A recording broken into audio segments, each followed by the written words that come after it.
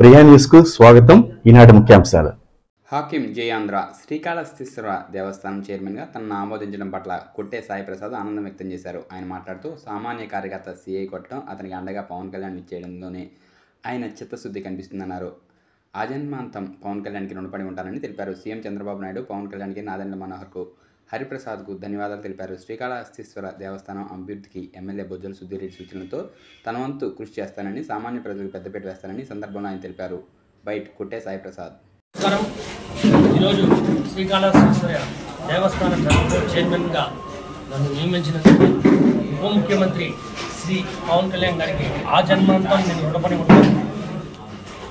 ఒక సిఐ ఒక కార్యకర్తని కొడితే శ్రీకాళహస్తికి వచ్చి ఆ కార్యకర్తకి అండగా నిలబడ్డ శ్రీ పవన్ కళ్యాణ్ గారు ఈరోజు గెలిచిన తర్వాత అదే కార్యకర్తకి ఇంత పెద్ద పదవి ఇచ్చి పవన్ కళ్యాణ్ గారు జన సైనికుడికి నేను అండగా ఎలాగైతే ఉంటానని నిరూపించుకున్నారు.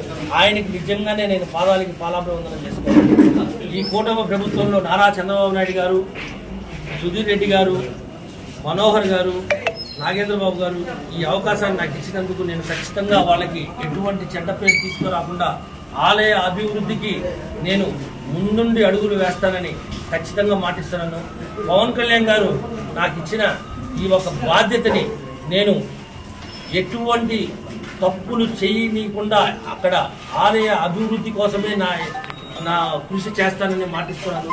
జనసేన పార్టీలో ఒక చిన్న స్థాయి కార్యకర్తకి ఇంత పదవి ఇచ్చారంటే ఆ నాయకుడు శ్రీ పవన్ కళ్యాణ్ గారికి మనం ఏమని చెప్పాలి?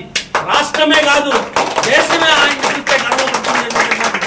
నాకు ఈ పదవి కన్నా కూడా ఆయన ఒక కార్యకర్తకి నిలబడ్డంలో ఎంత ఆనందం కలుగుతుందంటే అంత ఆనందంగా ఉంది. ఈ ఒక్క పదవి నా ఒక్కటిగా నేను ఎప్పుడూ తీసుకెళ్లను. ప్రతి ఒక్క కార్యకర్తకి నేను, ప్రతి ఒక్క నాయకుడికి జనసేన పార్టీలో కూటమి ప్రభుత్వంలో సుధీర్ రెడ్డి గారికి కానీ, చంద్రబాబు నాయుడు గారికి కానీ, మనోహర్ గారికి కానీ, నాగబాబు గారికి కానీ ఎటువంటి చెడ్డ పేరు తీసుకురాను. ఆలయ అభివృద్ధికే నేను నిలబడతాను. జై జనసేన. పవన్ కళ్యాణ్ గారు మళ్ళీ చెప్తున్నాను, ఆయనకి నేను జనసేన పార్టీ తరఫున మా అధ్యక్షుడికి రుణపడి ఉంటాను.